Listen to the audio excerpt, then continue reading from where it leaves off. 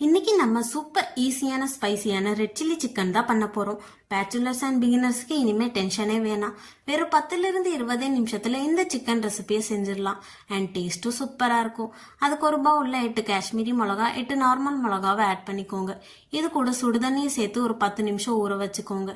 இப்போ ஊர்ன மிளகாவை ஒரு மிக்சர் ஜார்ல ஆட் பண்ணி இது கூட 2 சின்ன துண்டு இஞ்சி, 10 பல்லு பூண்டை சேர்த்து இந்த மாதிரி திக் அண்ட் ஃபைன் பேஸ்டா அரைச்சி எடுத்துக்கோங்க.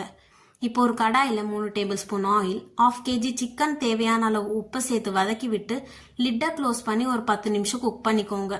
இப்போ இதில் நம்ம அரைச்சி வச்ச பேஸ்ட், ஒரு கப் தண்ணியை சேர்த்து லிட்டை க்ளோஸ் பண்ணி ஒரு 10-20 நிமிஷம் குக் பண்ணிங்கன்னா சூப்பர் டேஸ்டியான ரெட் சில்லி சிக்கன் ரெடி ஆகிடும்.